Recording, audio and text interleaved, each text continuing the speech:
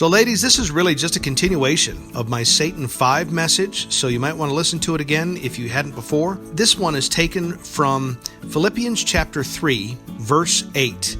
And I guess the title for this would be Further Thoughts on Submission. Prior to Philippians 3:8, Paul talks about his achievements, or at least many of them. And he says, obviously that, he was born of the tribe of Benjamin and that he was a full-blooded Israelite, not a half-breed. And he talks about the fact that he was a man of great understanding and that in regards to the law, as far as he could see, he was faultless. He dedicated his life to the pursuit of God. But when he experienced the God that he thought he knew in Jesus Christ, his life was turned upside down, so much so that he considered everything else as garbage.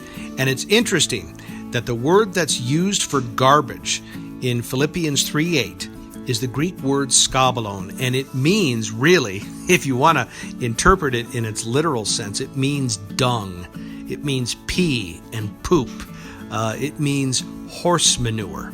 So this is an extremely powerful Greek word that Paul uses. And I think he chooses this word because he means just that. He wants people to understand that so much of what they pursue in their life really, in the end, isn't worth anything. And it's beyond that. It is repulsive. It is something that you want to get away from. It's so worthless.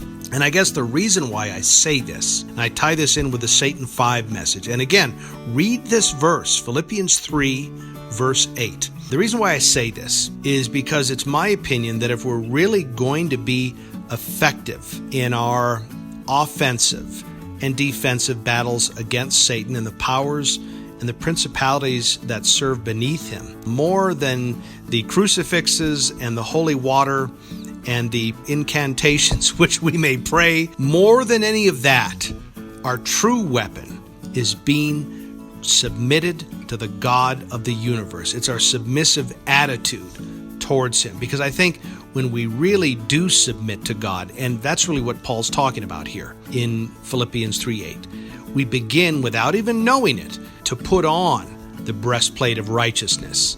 And we begin, without even knowing it, to take up the sword of the Spirit. We begin to do those things that Paul talked about in Ephesians chapter 6, verses 13 and following. So I guess the point I make is that if you really want to be truly effective against Satan, submit yourself to God.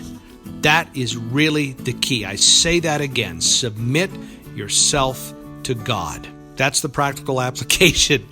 God bless you both.